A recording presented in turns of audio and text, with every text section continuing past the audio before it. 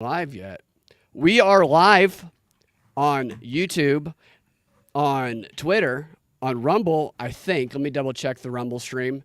And we will be live shortly on. We're probably already live on Rockfin, but I always got to wait for that little red button just to be sure.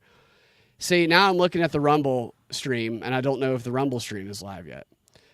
Rumble's a good platform, and they have improved their live streaming setup, but it's still. There's that little bit of uncertainty when you're doing a live stream. Is it working versus is it not? Like right now, it looks like it's not working, which sucks. It better start working. I'm going to give it a minute. All right. We're definitely live on Rumble. So the reason it sucks if, we're definitely live on Rockfin. The reason it sucks that if the live stream isn't working on Rumble is because comparatively to YouTube, live stream views just exponentially more on Rumble. Not even freaking close. We got it. Now we're definitely live on Rumble. Perfect. Great. So we're live across all the platforms right now.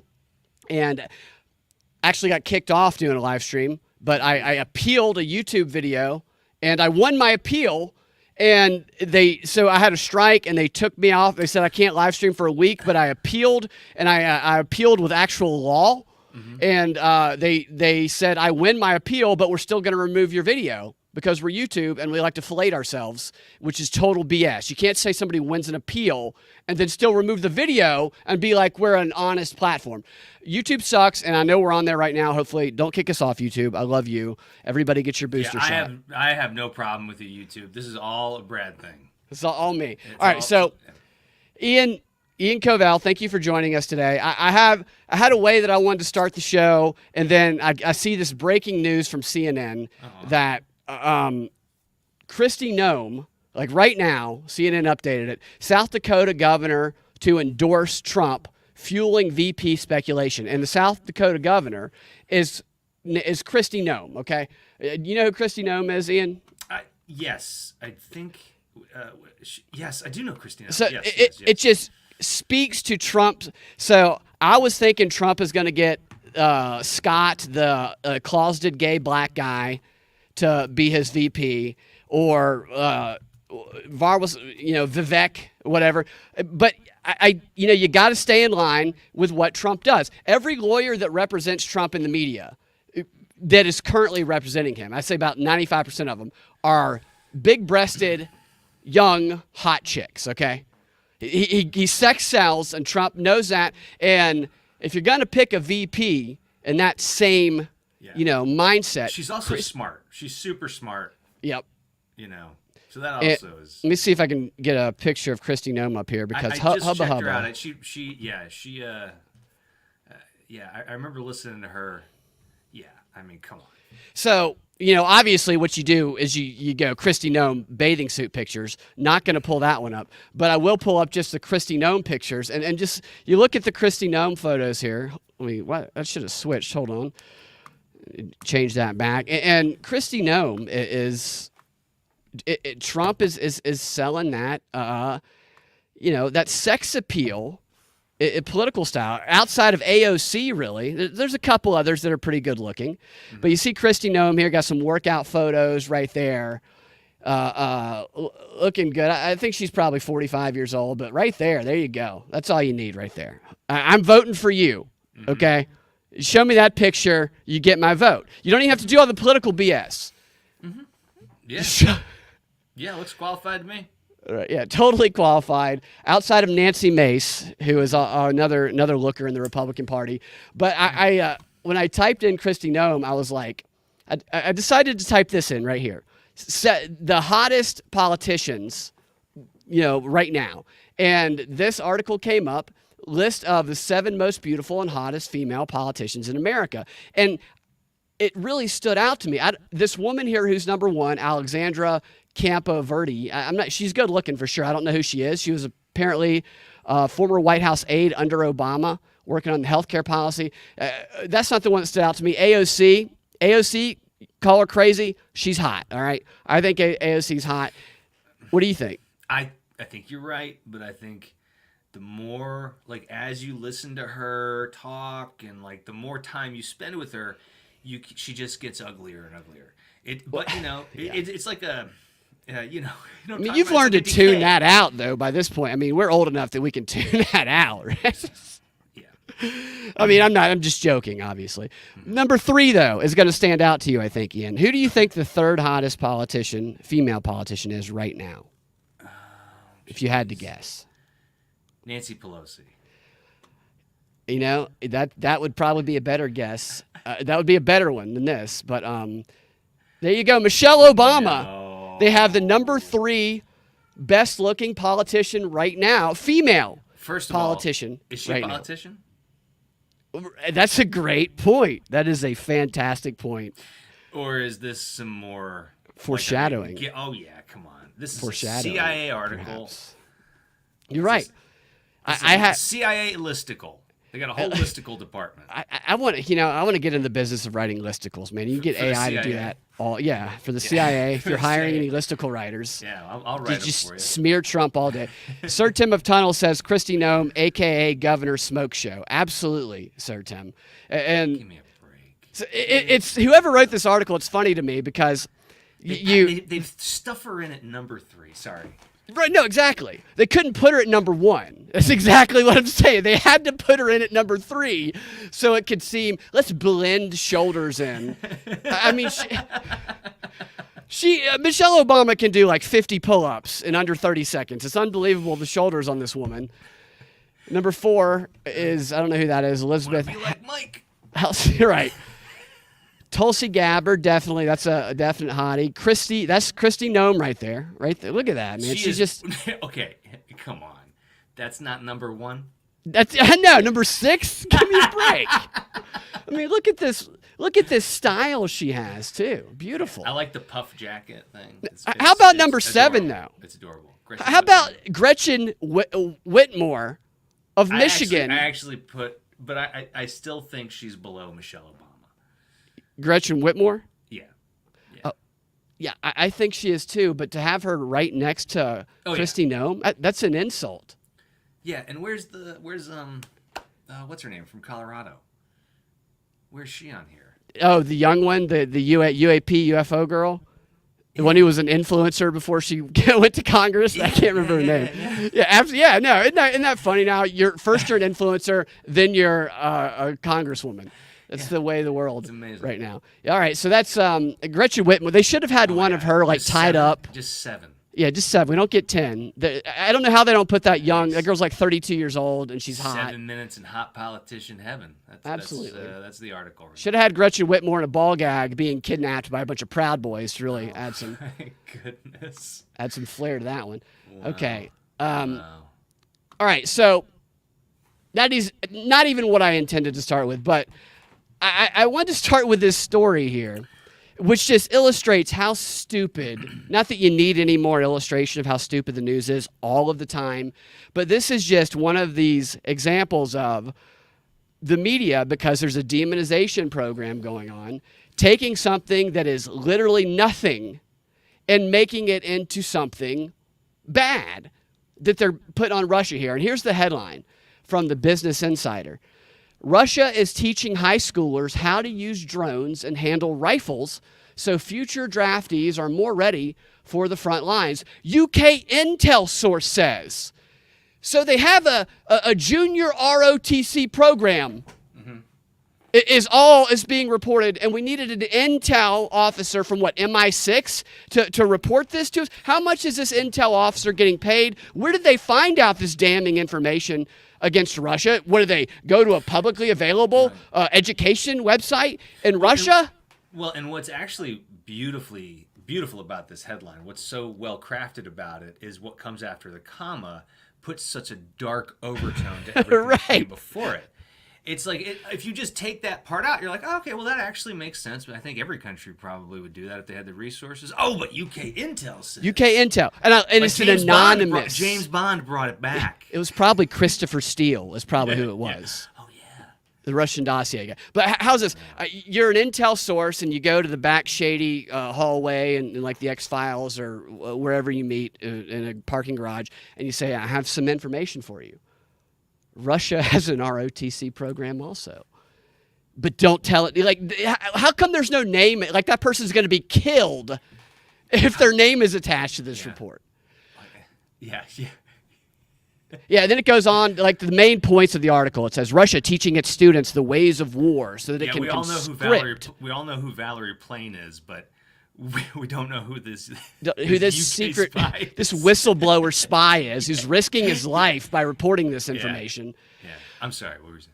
No, I just they're trying to conscript more ready young men for war, kind of like what we thought. Maybe we used to. Maybe the takeaway here is that what Russia's supposed to be doing is teaching their kids how to perform surgery, a transgender surgery on themselves. Maybe that's why this is such an awful, evil thing. That Russia's doing this. I think the focus so shifts to these like UAV, these drones, because so I showed these images from the White House. They don't have any information about it. They just have that the White House, the Department of Justice, they had a demonstration for all of the Five Eyes intel. You know, you're familiar with the Five Eyes, which is it's the information intel gathering and sharing that we have with the UK, Australia, New Zealand, and one other one. I can't remember what it is. But basically, whenever something violates our constitutional rights, if the CIA or the FBI did it to us, they just have one of those foreign intelligence agencies do it, and then they just share information. So, because they're not bound by the laws of and our Constitution. That's how all that works. And so we were doing a demonstration of these new counter UAVs, and I think we're going to be seeing something coming down the pipeway with drones. I think this is all going to end up tying up to the UAPs personally. But yeah, the news is stupid. They make news out of nothing. It's Edward Bernays' model of bullshit is what it is. Speaking of education, this relates to your alma mater. You went to Florida State, right, Ian? I did. Canada. Thank you, Stella. Yes, Canada is the other one. So Harvard University has been named the 2023 worst school for free speech. Is that, probably not a shock to most people. Well, it's a very expensive school. Yeah, right. And so if you're going to pay a lot of money, you need to shut the fuck up. Shut the fuck up and just give us your money. Yeah. This was the foundation of individual rights and expression, FIRE, as an acronym, that they released their annual college free speech rankings and actually quoted a number of professors at Harvard who have band together to try and protect free speech there, but they failed because they received a 0 point in free speech. It's a 100-point scale that they give out these rankings. The second to last place received 11 points, and Harvard received none. And the reason they judge it based on how often people who are going to give speeches there are like shouted down and forced to not give their speech and stuff like that. Because if I make you shut up, Brad, that's me exercising my free speech. Don't Right. you get it? Absolutely. It's very simple. As part of this survey, it said 56% of students. So they surveyed 55,000 current students from 254 universities, and 56% of them are worried about getting canceled for something that they say, while 27% of them said it's acceptable to use violence to stop campus speech in some circumstances. 27%. Well, in some circumstances. Right. I wonder what. See, they see that in their minds. It's like Hitler, but then this transference of Hitler to Trump, of anybody who questions an election, of anybody who disagrees. Yeah. These children they need, I don't know if better parenting, but they have a brain problem. Some of these is it Gen Z? You're Gen, what are you? You're Gen X. So they're Gen Z. Yeah, I think that. Would you ever hire a Gen Z person if they had pronouns in their resume? No, I would do everything I could to call all the other people in and get my schedule booked first. Right. Yeah. You'd have to, because they would try and force you to. So it is bizarre to me. Wow. So Florida State, by the way, was the number one school in free speech. Oh, sorry. Hold on a second. Hell yeah. Florida State was number 5 in the most free speech. Your alma mater. That's not bad. Michigan Technology University was number 1. Georgia Tech came in at number 27, beating Georgia, and the only thing they can beat Georgia at, which UGA came in at like 121. So finally, win at free speech. I got to wear my Georgia Tech jersey to support the free speech efforts there. So I want to play these clips for you because I want to see if I'm interpreting these wrong. They just seem so bizarre to me. This was on CNN last night, and this woman, so they usually have these Trump lawyers on, right? And they're former Trump lawyers who now hate Trump, and they just bash Trump all the time. Because if you're a current Trump lawyer, you're indicted, is the way that it works, right? You're currently indicted in Fulton County if you're not bashing Trump on CNN.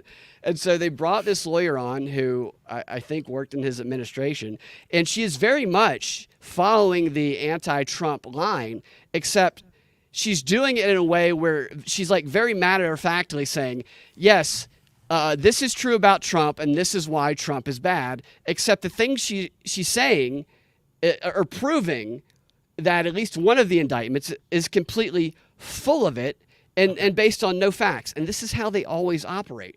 So that you can see the image on screen there. That is that's a Midjourney AI image of I asked it to have Brian. So it was like Brian Kemp giving Stacey Abrams a Heimlich maneuver while a lizard or a reptilian watches on. I didn't mean to put the reptilian sandwiched in between them like that. That's how it Look turned how out. happy the reptilian is to get sandwiched Reptilian in between is super excited He's about so that situation. All right, here it is. It's a baby reptilian. It is a baby. It's a brand new reptilian.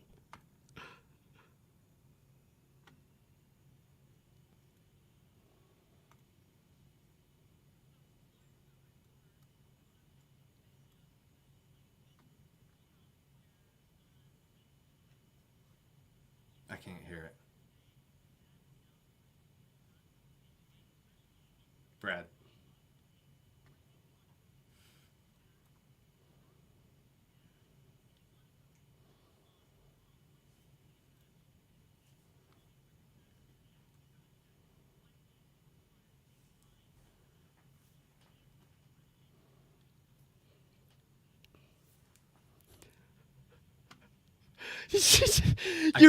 I can't hear anything. Oh, you couldn't hear that? No, I couldn't Could hear you? it. And Could couldn't hear no me. audio? All And right, you couldn't so hear me tell you. no. All right, so I just had about a minute of silence there. So let me get that. Okay. I was about to start getting all amped up about that clip too. I know. I'm sorry. I was trying to get your. No, I'm glad. No, we got in the chats here no audio also. So share audio. And sound. Reptilian! All right. Can you hear this? No. That's so weird, man. Like StreamYard does that sometimes. All right, I have another way to try it. Okay. Let's see. Yeah. Hold on one second here. I'm just gonna upload this. I'll try. So StreamYard, while it's a great. Oh, it blocked my screen. StreamYard's the best streaming thing. It blows Zoom out of the water for these purposes, but they all have their hiccups, you know, and unfortunately. All right, this should work. All right, there it is right there. And in this instance, Got it. the idea of him testifying, would you suggest he do so in any of these cases? So lawyers are risk averse, and so I would always say no, especially with Trump, where you never know what he's going to say, and so that amount of risk is just not something that you need, especially in something like the Mar-a-Lago case, where I think you want to focus less on the facts because the facts are pretty bad, and you want to focus more on the law. What is the interaction between the Presidential Records Act and the Espionage Act? What is the required state of mind under the Espionage Act? These sort of questions where you really don't want to be pushing the facts. And of course, Trump is going to be out there with a whole bunch of facts. You really don't want to be pushing the facts because Trump is going to be out there with facts. Because these are alternative facts. What is she saying? What is she saying? That some facts are not the facts. She seems to be admitting to me because through her whole interview, she's like, yeah, actually the indictments have helped Trump. And so she just like blows holes in all the theories, but she does it with a smile on her face and they never push back on her. I think she's just being honest. Like, yeah, you don't have any facts here, so you have to push narrative. You have to try and convince a jury to make a decision not based on facts. Right. Which is what all of these cases are. That's what the new justice system is. It's all about feelings. Dude, the new justice system is an injustice system. Yeah. Right. Yeah. It's blind. It's blind injustice. And it's kind of crazy too, but like historically, depending on how history is written, if it's written properly, you would look back on circumstances like this, and it would be put, in the show trials and Lenin's Russia and all the other ones around the world. But right now, people are just like, some people are just they hate Trump so bad that they're like, yeah, effing just, who cares? And they're all about it, man. Oh, it's frightening. It's really frightening how insane they've gotten. And I agree, Stella. They're both fake and gay. Yeah, facts are fake and gay, according to the new justice system. That should be stamped across the DOD's website. All right, so this other dude, have you heard of the Murdaugh trial, this true crime story where the dad, it's like a Netflix show. You have. Wait, you're talking about the lawyer? Yeah, so the South lawyer Carolina? family, right? Yeah, Yeah. where this long history of, maybe they've been killing people for a long time, and now the dad, I don't know if he got convicted yet. I think he might have been convicted already of killing like his wife and his son, and now his lawyers are calling to throw the trial out because they're saying that like a court clerk tampered, not in like a fun way, tampered with the jury. And that invalidates the whole thing. And they say the reason that she did it is because she wrote a book about the Murdaugh case, and she was trying to make it end quickly to increase sales of her book. So that's the whole premise here.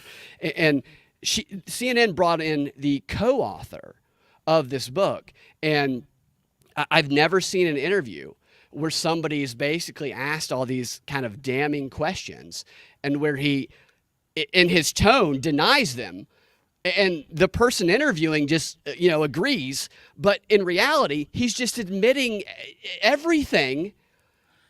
Maybe I'm way off on this. Listen to this dude.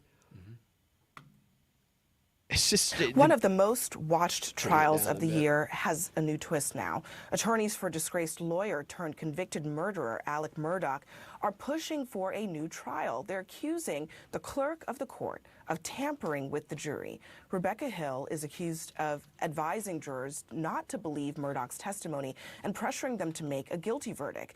They claim that she did these things to secure for herself a book deal and media appearances that would not happen in the event of a mistrial.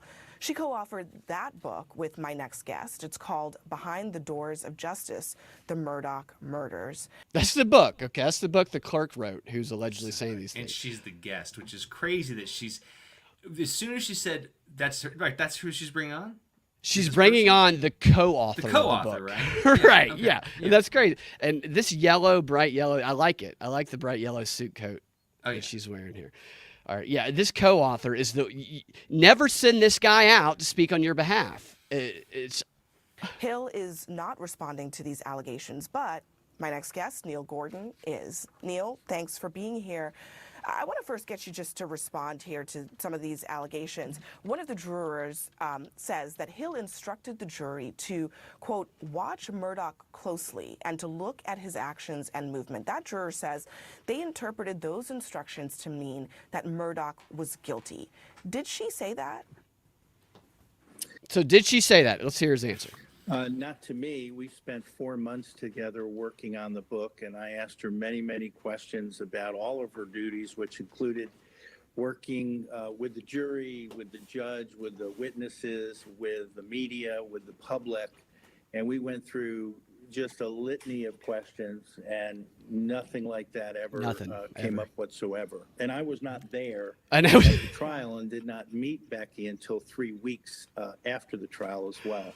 So there's the important information. Wow. You didn't meet her until after. It gets progressively worse. There's I love it.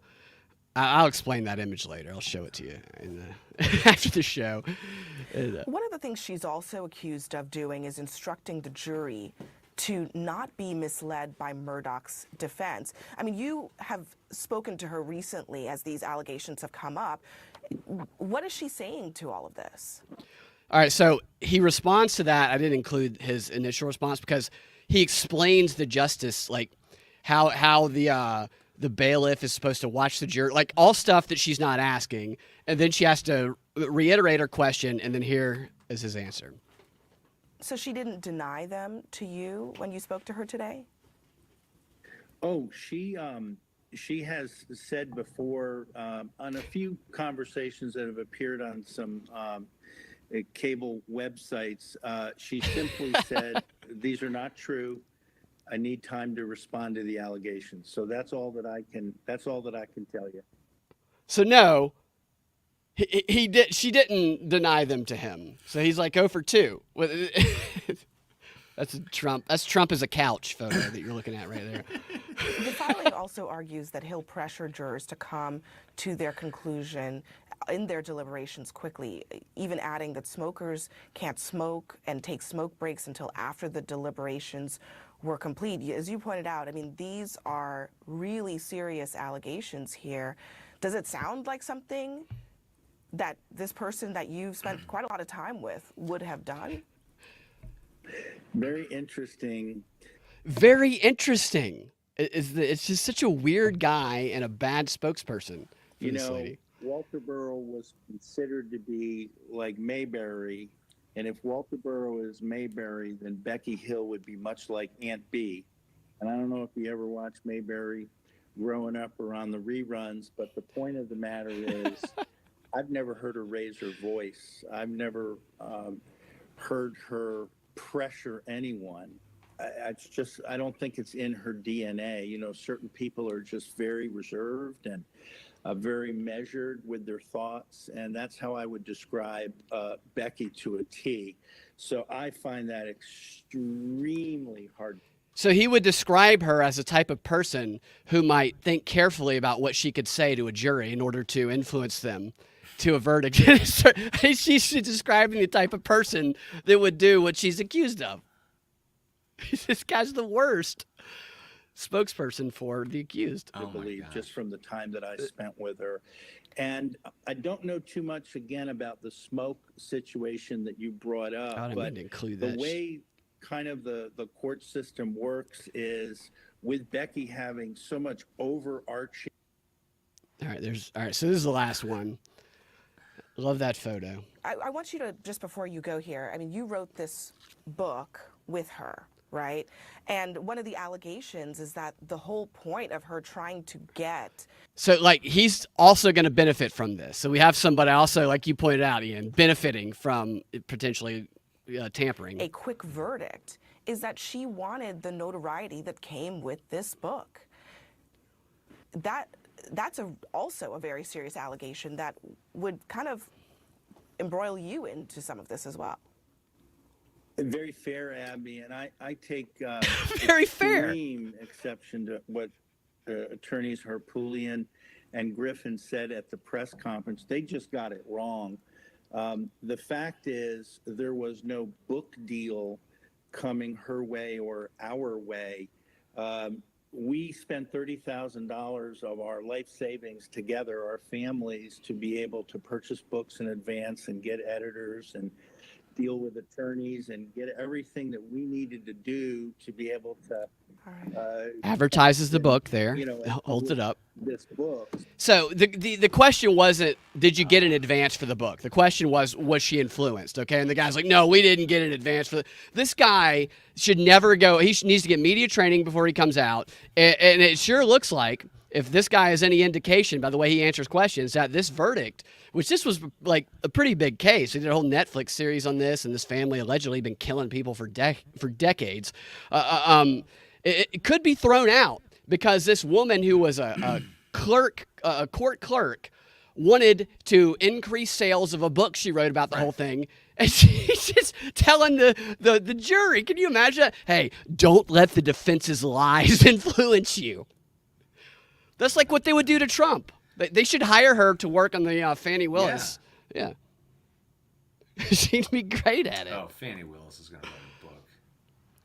Dude, Fannie Willis, what do you think about? They call her Fannie. I call her That's so Fannie. Stupid. I hear Fannie. I hear it says Fannie. They say Fannie all the time. They used to say Fannie. They changed it to Fannie, like she's it to Fannie? yeah, it's like she's a French aristocrat or something, and not a black ass attacking Trump. You know, they just don't want to admit what the reality is, because then it becomes a racial battle. And I know that you've taught acting, you've taught improv, so I know that you have dealt with situations where pronouns were involved, right? Only in the latter end of my former career. Yeah, the pronoun. I just really learned the person's name, and I just say their Right. first name all the time. And that's what you got to do. Is did they get mad if people messed up? I did not witness that. In fact, I haven't either. I had a situation where I was at I'll make it short. I was at a wedding, and a friend I hadn't seen in a long time was coming into town, and so was coming into that wedding as well. We're all sharing at this Airbnb. We're driving to the Airbnb. A bunch of us had arrived ahead of time. This friend is now at the Airbnb with his new partner. At the time, I have known this guy forever. He dated girls. I said, so is Gabe's, what's Gabe's girlfriend's name again? Because I wanted to know her name when I was like, just, getting ready to be polite and all that stuff. Right. I said, what's Gabe's girlfriend's name? And what I got back was, not girlfriend, partner. Partner. I was like, oh, That's geez. that's bigoted. And they go by they. And then, sorry, I'll jump to the end. We get into the house after me getting berated, and the first thing they say, I think the girl's name, their name was Frances. They go, Frances needs the bathroom, and the person who yelled at me went, "I'll show her where it is." Didn't even recognize it. I looked around the room. I was like, no one heard it. They only hear it if I say it. Yeah, you and then yeah, right. You should have just said the bathroom's in here and just stayed in there with they. Yeah. Because you can share a bathroom now. With Do the they want pronouns company? change. Yeah. This is a shared bathroom for all the babies, men, women, and babies. Did you know that Atlanta? I saw this story earlier today. The governor announced that, or they rolled out the city of Atlanta's new unveils. They put it. Inclusive language guide. So we got a language guide. All of our they had a big red. They whipped it up, like a magician. Everybody went, ta-da! Yeah, it was very. It's beautiful. It's very beautiful. And I've read through a little bit of it. I haven't read through all of it, but it includes the definition of a bunch of terms that are inclusive, which some of them are a little surprising. They aren't what you think they might be. And it also includes a section for what to do, so how to use the language, a communication strategy guide, and what not to do. And I thought it might be fun to scroll through. There it is right there. Well, we really got to stay up to date. Yeah, we got to know how to speak, and that is in modern society. Language used to not exist. Yeah. If you want to be a part of modern society, you have to study all the time. Right. There's tests. There's words you got to learn. It's Absolutely. A lot you got to stay on top of. You can't just be a person anymore. You got to study. Right. And ignorance of the inclusive language guide, just like ignorance of the law, is no defense. Mm-hmm. Mm-hmm. So, Ian, you are a linguistics major at the very, very free speech focused Florida State University, a graduate from that school. So I would like to, what I'm going to do is I picked out a few terms because it's like 30 pages or 25 pages. I picked out a few terms scrolling through it that stood out to me.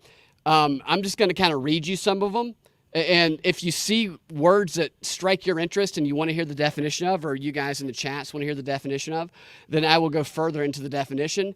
I will start with the behavioral control aspect of it, that basically is the mayor of Atlanta, the mission statement, and he goes on to talk about how this is about behavioral control. really. So the mayor's Office of Equity, Diversity, and Inclusion works to identify and develop systems and behavioral change solutions that advance equitable outcomes to move Atlanta forward. Indoctrination, kind of what that is. And then you have all the different categories: equity, diversity. Diversion is probably a better way to put it. And inclusion, race and ethnicity, gender, sexuality, health, and equity. And the ones that kind of scrolling. Starting off with one of my favorites, ableism. These are dude, all great. Yeah. So ableism, what do you think of when you think of ableism before reading this? Ableism is when I am capable of, I how should I put this? Maybe I assume a person who is handicapped needs help, right? Yeah. I have sort of like it's sort of white privilege for people who have all of their appendages and can walk and, right? Yes. Yeah. Exactly. Yeah. Don't be mean to people who are handicapped. Yeah. Yeah. They seem to extend the application of that definition here to people whose skills are not as good as other people's skills. And here's what it says. So stupid. Ableism. Prejudicial thoughts and discriminatory actions based on differences in physical, mental, and or emotional ability. Usually that of able-minded persons, against people with illness, disabilities, or less developed skills or talents. That to me is an insult to people who have physical disabilities that, like you said, this would originally be thought of to protect. Well, Yeah, well, I mean, crazy. What it means, though, is even within this subsect, you could even break this down even more. Sorry, I have a crazy cat that might knock something. Oh, you're over. cool, dude. I got a dog that jumps in. Even in this, see a person who I've seen a one-handed guitarist before.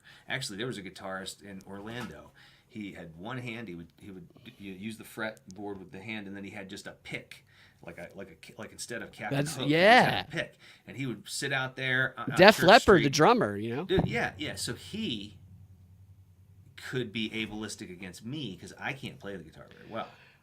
That is crazy, right? Because your skills aren't up to par. A one-armed guitarist. He better really be mindful. Next time I see that guy, hey, stop showboating, pal. Right. Stop being Make me ableist feel bad towards about me myself. with your one arm. Give me that guitar. What are you gonna do? Take it back from me? And now I'm being ableistic. It's now- it's double ableism. It and then- it then I have to never give the ends. Guitar back, and then That's right. Absolutely. There's, of course, anti-racism, an ally. Oh, An that's my ally favorite. is You gotta someone. be an ally. Right. It should just be someone who votes Democrat. This is a war. It's a war. You got to be an ally. No, I'm Axis. Your Axis. Yeah, it's Axis and allies. They say that an ally is someone who makes a commitment and an effort to recognize their privilege. That is the dumbest sentence I've ever read in my life. Based on gender, class, race, sexual identity, and work. And they work in solidarity with oppressed groups in the struggle for justice and equity. You know what it used to mean? What? Someone who stormed the beach of Normandy. With transgenders and people who they all share equity with? I will only storm Normandy with transgender equity, equality. Then you have anti-racism. The work of actively opposing racism by advocating the changes in political, economic, and social life. Anti-racism tends to be an individualized approach established in opposition to individual racist behaviors and impacts. So it's a very personalized, almost prescription. So you get somebody to diagnose your racism. It's a very unique racism, everybody says. And they prescribe you with the type of anti-racism to cure yourself of it.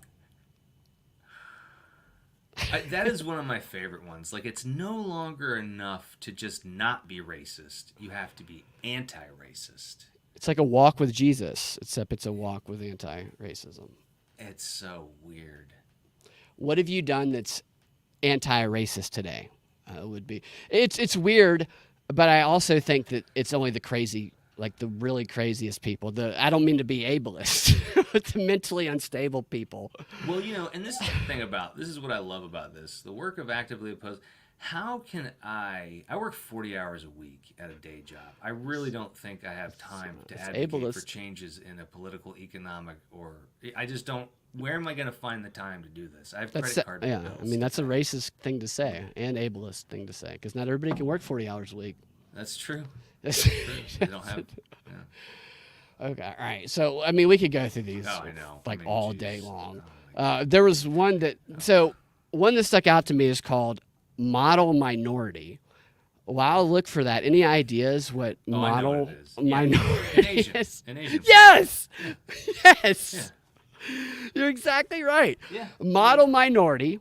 The definition is a stereotype that asserts Asian Americans are more intelligent and hardworking than other non-white groups. Thus, they are more deserving of their economic, social, and academic successes. The model minority myth is rooted in anti-blackness. So stupid. Here's what's so funny about these people. These are the people. Timeism. Didn't mean to interrupt. Funny. Stella called it I love timeism, your 40-hour-a-week problem. You're right. I'm sorry. Jeez. What about overtimeism? Oh, jeez. That's a whole other. Sorry, I didn't mean to interrupt your train of thought. No. What were we just saying? We're talking about model minorities. I just this whole the leftists don't see what they're doing while they scream about, which I think is very reasonable to say, we don't need books about penis sucking in school libraries. Put them in public libraries. Have a whole section of it in a public library. But keep that in the wife section. Keep that front row, right when you walk in, all the penis books. But in a kid's library, let's keep it out. Let's just keep it out for a while. Of course. But they don't. So they see that as unreasonable and book burning. Yet here's a list of words that we need to learn that are and a whole list of other words that we can't say anymore, behaviors we can't do. The blindness that it's so infuriating. You're right. It's a control. This is nothing but a control mechanism. The idea that the city of Atlanta has to put out a guide to hold its citizens accountable to, and obviously other cities have done this. Throw it in the mayor's face. That's what we should. We should go to his next meeting. We should ball all 48 pages of this up and throw individually. Just throw them up there. Right. And there's going to be some guy with no arms sitting right next to us going, ableism.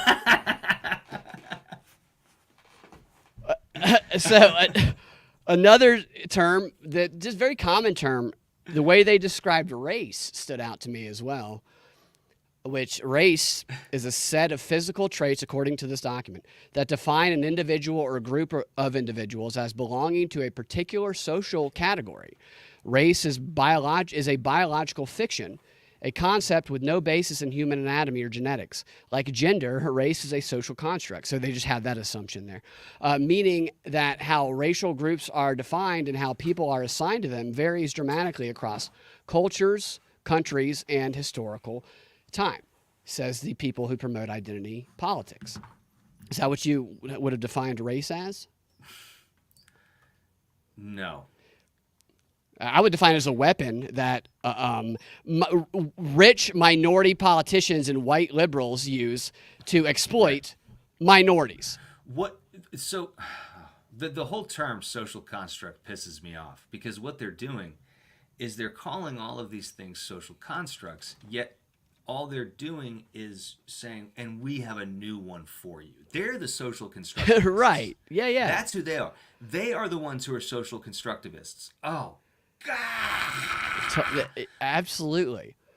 In the chats here, Ashley says it's so insulting to black people. I agree. I 100% agree. It's totally insulting.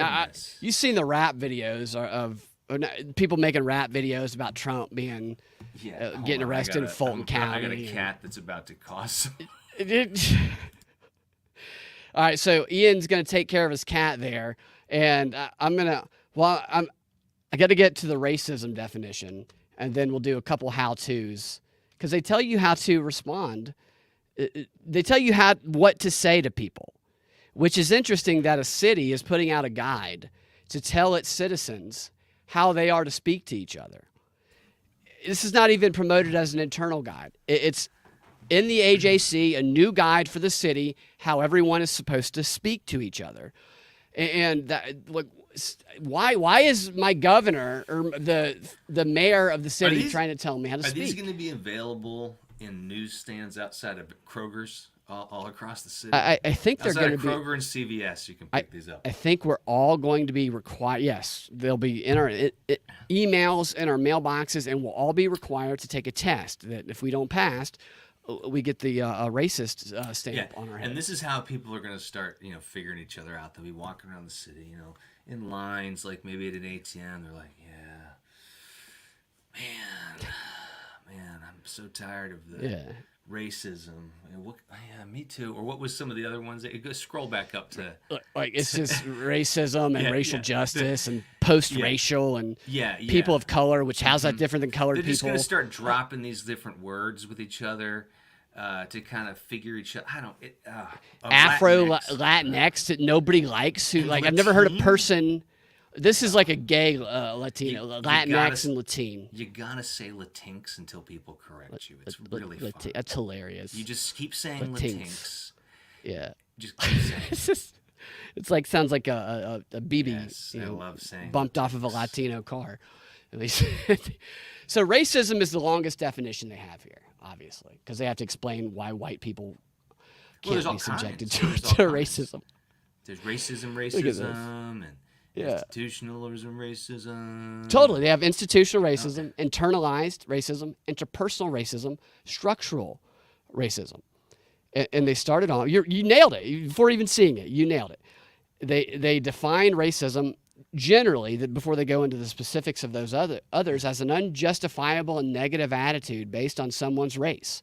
Racism involves one group having the power to carry out systemic discrimination through the institutional policies and practices of the society and by shaping the cultural beliefs and values that support those racist policies and practices. Okay, wait. That's my favorite thing. So in what way do I benefit from any of that? How am I using any institutional policy or practice in my everyday life? I drive about a 10-mile commute. You know what I'm saying? Like, I don't do anything. I go to the grocery store. I live a normal life. I'm just a regular person who wants a functional government that leaves me alone. I used to say, like, please show me how to take advantage of my white privilege. Yeah, but now I know. I feel fucking stupid. Totally. Right. Exactly. So, which is exactly why I know that statement is ableist. Yeah. Yeah.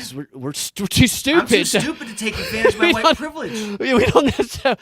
I'm too fucking stupid. Right. So we got to get on that chain of government support program, wherever that is. That's going to be down at the bottom. But the institutional rate. So all the definitions. The general one doesn't have anything about white people. All the other ones do. That's about tokenism. Arcades. Right. Yes. If you have enough to play Galaga. to play skee ball, then you need to give your tokens to a black ticketism, right? Reservationism, right?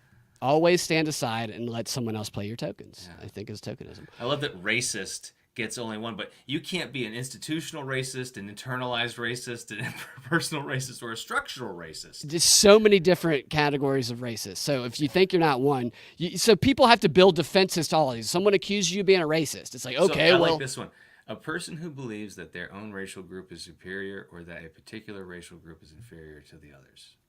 Right. As long as you're not white, you can't. That's kind of what I was saying. I mean, if you are white, excuse me, white is. But they put that there alphabetically, but then they have all of these, which explains that institutional racism is a term that describes how institutional policies and practices create different outcomes for different racial groups. The institutional policies may never mention any racial group, but the effect is that they create an advantage for white people and oppression and disadvantage for indigenous people, black people, and other people of color. Except for model minorities. Right, except for model minorities. They need to correct it and put that in there. We've got to give these guys Oh my notes. God, you're right. They need to fix that. It does it for everybody except model minorities. I'm not even going to go with white supremacy culture, which is just like. Gender then you have sexuality. All right. So if you want to hear any of these definitions, Ally. I'm going to You should read get some off. get some porn music going in the background while we're reading gender and sexuality. I usually have porn music playing just in general. That's how I. Ally LG. So an ally LGBTQ. I guess that's a different type of ally. Which is a person. Yeah, that's an ally. See, these are people who hate everybody except for gay people. Right? Yes. They're Well, even only hate- friendly to gay people. Well, they start to hate gay people too. Like they are turning against cis gay people. Right. Because the way you Which isn't a stop- a transgender. Well, you can't just kill 7 billion people. You got to get men to turn into women and women to turn into men and get everyone to stop having absolutely. sex and babies. I'm so confused. That's a much easier too. way. Like, so you can be like having sex with a biological man, but if you're transgender, you're in a heterosexual relationship. It's bad. That's how you don't get monkeypox. Is what I've read. Is you just got to go trans. On that. But asexual, the lack of sexual attraction or desire for other people, not to sound ableist, or some sort of mental Sexy. issue.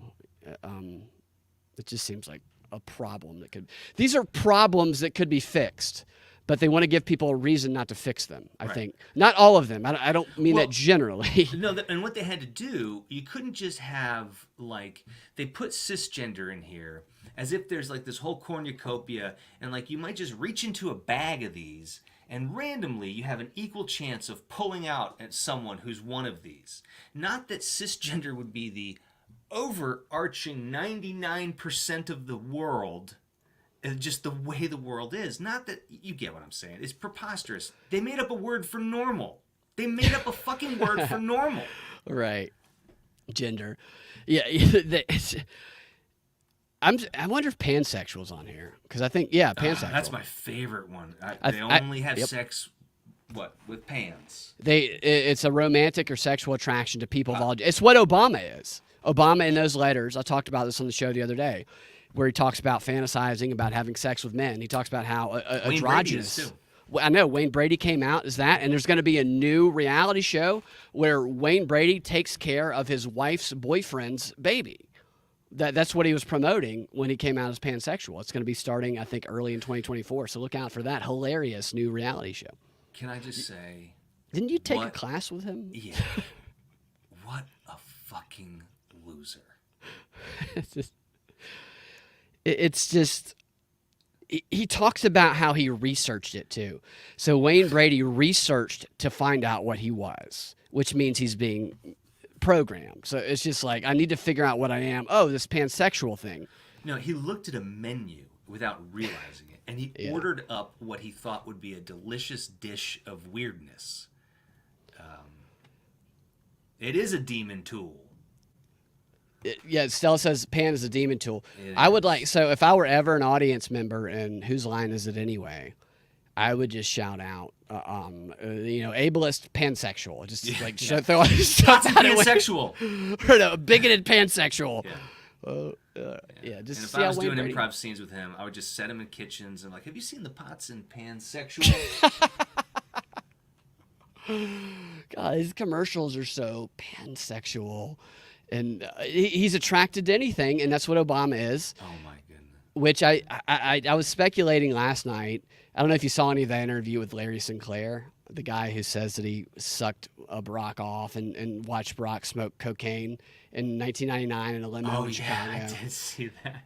I saw some of it. It was hilarious. I've actually been playing clips from that guy for like 5 years because he used to do these. I was very clear about what I wanted. Totally. The driver, and I love that he remembered the driver's name. Yeah. So it's like, is he a good con artist? But it doesn't.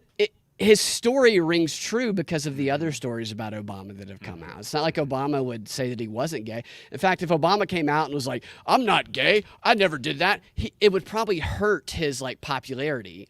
Than if he was just like, "No, he's right. He sucked my dick. I smoked some coke, some crack, and I had a drug problem, and then I got better, and I got back with my wife, and I'm pansexual." Okay, and they would be celebrated, and Michelle Obama would be they would demand that she ran for president so that we have the first pansexual, first they in office. I guess I don't know President They. what they would call it at this point. Fuck. Yeah, it's This is crazy. crazy. It is, isn't it? It's so This crazy. is so fucking man. crazy. Yeah, I want to get in a time machine and go back 10 years and just, I want to find you and be like, Brad, it's me, Ian from the future. I know I look pretty good. But listen, Great, Ian. and then just fill you in like, I'm telling you, men will be able to menstruate in the future. Mark my words. I mean, is this like an improv scene? Is this like an improv scene we should never do on stage, or what is this? Yeah. No, this is, I know. But remember how, like, when you first start improv, when someone will lean over and then someone else like thrusts their fist forward and then pulls it out and go, "What happened to my wristwatch?" Because it's in the person's ass. Is the implication. That's like the most stereotypical awful improv scene. I feel like that's reality right now. People, this is normal to lose your wristwatch in someone's ass or bonus hole, whatever you call it. I'm not sure what it's called these days. Boy pussy. Boy, that's what they call it in prison, That's what right? that's what Shannon, that's what Shannon used to call it. Yeah, Shannon. That was a gay friend of ours who always thought we were a little too cis if we Remember when then. we got all hammered? We each drank a pitcher of margaritas and Shannon got scared and ran away. He got scared of how cis we were, I think. Shannon is one of the funniest people ever. I'm wondering what he feels about some of the situation going on. I know a lot of people who are gay feel like their whole, like, that they've been, the power, not the power, but that the gay community has been co-opted and spun into this other stuff. Because like I said, gay people are cis. So the whole transgender thing, it can be kind of like, wait a minute, that's different. Yeah, when I was in college, it was just LGB. There was no LGBT. There's a lot, man. There's like a plus, and it doesn't explain what the plus is, Sir Tim of Tunnels. I'll leave this thing in the links, and I'll probably go through more of this during the show in the upcoming week. But I do want to go down to the messaging guide system. So where would you like to start, Ian? This is a how-to. Here's what to do, what not to do. The race and ethnicity, gender and sexual orientation, ability, socioeconomic status, or immigration and international affairs. Let's stick around. I think either gender or race. These are the hot button ones. Those are the hot buttons. All right, we'll start with gender and sexuality. It says, do use gender neutral language. Example, the student can tour their top 3 colleges, don't say the student can tour his or her top 3 college choices. But what if their pronoun isn't there? Well, then that's just What if my pronoun isn't they them? Now it's yeah. Ableism, or by the Atlanta government putting this guide out, not factoring in people who identify as rodents or furries or whatever. They say use folks, not ladies and gentlemen. By the way, Ian, I watched furries fight non-furries on a beach on the show the other day. Oh, that sounds It was like a fun. brutal fist fight, dude. Really? It was brutal. It was. The non-furries won, right? See, the furries were actually the main. I mean, the non-furry was an ex of one of the furries, and so he was also had a furry mentality without the costume on. So he got his ass beat, and he got a speakerphone nailed over his head, and he was screaming. It was the craziest shit. It's like what goes on at Dragon Con, I presume. So we have here, don't use gendered innuendos. Example, artificial, not man-made. All right, so never say something's man-made. So say something's artificial intelligence. That's a little weird, isn't it?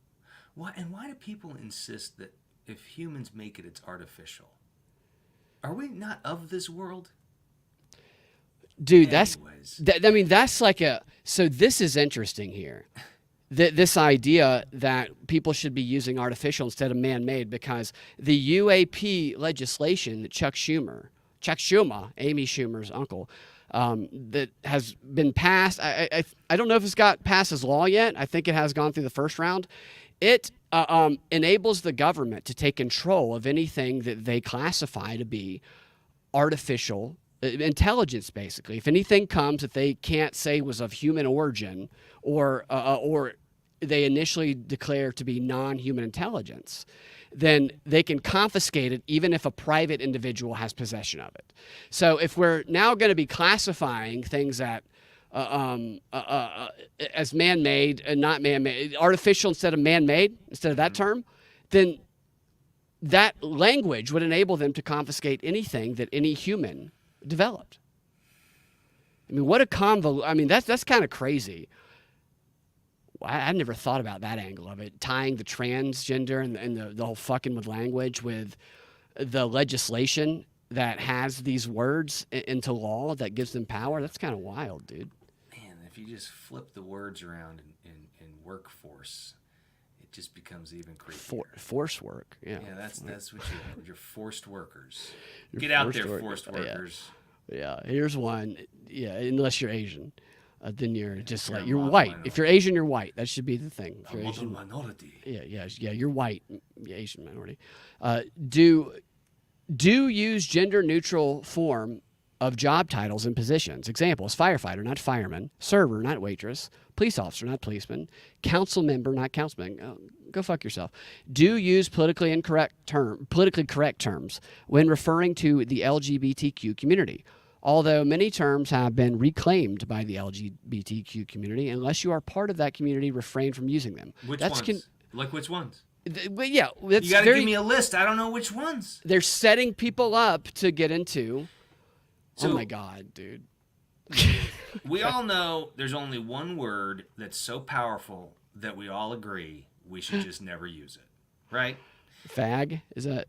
No, that's because that's not Oh the no! one I'm Right. talking about. Yes. Okay. You're talking All about right. the N word. But this is just preposterous that you can reclaim. That's why I also think it's silly, this idea of reclaiming something. Why would you want to reclaim that? What do you mean reclaim it? So you're saying that fag was yours before and it was taken and then you reclaimed it. I don't understand. You know what I'm saying? No, I think you claimed it. You just claimed it. As Fag. Yeah. They just so you didn't reclaim it. they sucked so much fun out of society when they branded the word fag to be unusable because nobody used fag. It was one of the words I used the most in the 90s, and I didn't use it towards a gay person once. And that's exactly. It was always used towards your buddies who were being douchebags. Our gay friends called us fags when we were being douchey. Yeah. Okay? And they took that away. It's bullshit. This one is interesting here. Don't use phrases such as hermaphrodite. It's very offensive. Tranny, transvestites, transsexual, homosexual. You're not supposed to use homosexual. Down low, closeted. Don't use any of those. These phrases are queerphobic. Well, I use transy. I've been using Transy transites. is what I use. Transy. Transy. That's not on the list. You're It's good. not on the You're list, good so to go. I'm good. And then it says, don't use the phrase sex assigned at birth when referring to someone's sex. Okay, because that is... So they take whatever the opposition, Republicans, how they describe it, and they say, don't use that. This phrase... You see what car I have behind me? You have the Trans Am. It's it's got balls and tits on it at the same Trans Am, time. baby. That's one assignment of biological sex may or may not align with. I mean, this is just such like. It's just such a guide to confuse people, man. Did you see the David Hogg Foundation was one of the the Hogg David Foundation. Hogg Yeah, Foundation? Hogg, No, the guy, the gun guy from he was. I just caught that. He was one the of the- Parkland School. His dad was looked like like there was parents were. a group of contributors or something. They probably had a panel of a bunch of. They had a panel of probably 150 dorks, all got into a room and talked about the do's and don'ts of how to stop, how to control people Right. through the threat of you crying. Yeah, right. And it's look, I'm gonna anybody cry if you use anybody this word. Anybody who's ever dated a woman and a man, some men, they know that the threat of crying is If something anyone's they ever dated someone of the same gender, same gender attracted people. Did you see that on the list? Same what's- gender attracted. I didn't see that one. That was on the list. So that's a person who's, because they do the thing where it's like male on male sex. They don't call it gay, so it must be same gender. It's just a convolution of reality. Nobody has any problem with anybody who makes these choices in their lives. That's like, we have gotten past the point in reality where people are really being bigoted. If I or you or anybody that I know saw someone being bigoted, like, I hate gay people or I hate trans people, we would probably be like, shut the fuck up, dude, you're an asshole. Yeah. And we'd kick them out if we had the power to, wherever we were. But like this idea that you try and force people to align with this is like a language landmine, where if you don't, assimilate this and you say it wrong, you're the fucking worst thing that they define on there, the bigot, the whatever. It's just, it's just crazy communist Marxist bullshit, dude. Right. And because of the onslaught of media that's out there, these bigger voices like the CNNs and the MSNBCs that I think somehow, I don't know how they still permeate more. It seems like they have more change in a way, even though they don't have as big as an audience. But why do they still carry so much of an influence on this kind of stuff? Yep. And it seems like, and I think I've mentioned this to you before, I just caught CNN. I was watching this thing on, it was on Juneteenth, right? Praise as opposed to July 10th. Right. So in Juneteenth, and I was watching this thing on CNN. I was at a restaurant. I was just kind of watching it, and it was really just a guide on how you should be behaving. Yep. Right? Because it had a totally fake statement underneath. The fake statement underneath said, "America prepares to celebrate Juneteenth." Right. This is a lie. Yeah, we're all preparing. Yeah, we didn't prepare. What's your favorite thing to eat on Juneteenth? Don't say it. I can't say it. I almost said it. I did not say it. It is whatever my favorite thing to eat is the leftovers that I've handed out to my It's so stupid. Mortys. I mean, we used to also just call it Emancipation Day. Right. That's what we used to call it. So the whole Juneteenth bullshit, dude. And I'll tell you, we'll go to the XR here in a second, and I'll actually tell you, I found an article recently, because I've covered some of this. It's a bunch of white people have taken this idea, very wealthy white people, of Juneteenth, and they have tried to exploit it by having wealthy black people represent it to try and manipulate lower income black people. Same thing. And I found an article written by one of my ex-girlfriends about Juneteenth, who is interracial. And I just shook my head. I was like, man, why? Why this is happening right now? But I get it. I get people trying and fall in line with the corporate culture. It is just kind of wild to me, because I think that the media and the screens that we see, because they're controlled by these powerful influences, they project this reality that's not theirs. The whole idea of the art of war is, if you're small, then make yourself appear to be bigger than you are. I think that most everyday people you talk to are a little bit, even if at first they feel they need to align with something they see on TV that they're told their position is supposed to be. I think if you kind of actually break down the details and talk to them, people are mostly reasonable. Not everyone. Mm-hmm. But I think the majority of people are reasonable, and they try and keep us connected to convince us that people are unreasonable and are on the extremes. Troy says he's always wondered why it switched to intersexual, and he also said that he now has to call himself cisgendered instead of non-furry. That's something we've all battled with for a long time. Sir Tim of Tunnels says that hog is a euphemism for penis. David Penis, just throwing that out there. Hey, that's a great, excellent, I think that's perfectly accepted. David Hogg there's no doubt to me that he spends a majority of his time, when he's not posting about how he's going to take down the NRA, filleting himself, rolling down probably a tall hill, because it makes it easier to do that. And there's a lot of speculation when that whole shooting happened. I don't know. His family related to the CIA, whatever. He's full of it. All those guys were full of it. We'll get rid of that. I thought I remembered some fact about him, right? Like he was either not in the same part of the building, or Right. he wasn't even Yep. directly. Like he was He like as wasn't, far no. away as you possibly could be. from No, the he whole like thing. made the video like 3 weeks later, had it professionally edited. I'm being Yeah. sarcastic, but yes, he made this video Yeah, when he wasn't actually in the line of danger. At least that is Yeah, part of the he's story. just an opportunist pig. Totally. All right, so here's what we're gonna do. We're gonna go to the DMB XR where we can talk a little more freely. Oh, sorry, I thought we were there. No, you're good. You're good. I'm kidding. You're totally good. You're totally good. And then we'll go through some comments and we'll have a little bit of fun. I'll show you a video of some a rich dude getting pied in the face by a climate activist. Better than gluing themselves to his face.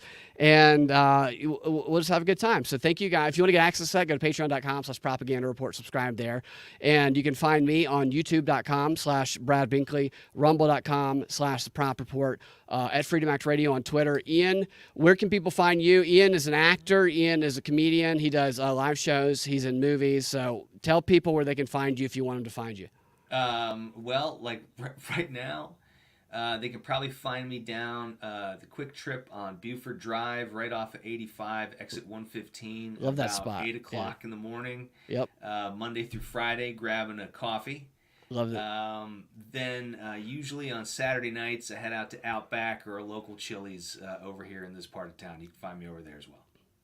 All right. Well, check Ian out at that Quick Trip and Chili's, and we'll talk to you guys next time. Have a fantastic rest of your day. All right. I'm going to remove us from YouTube.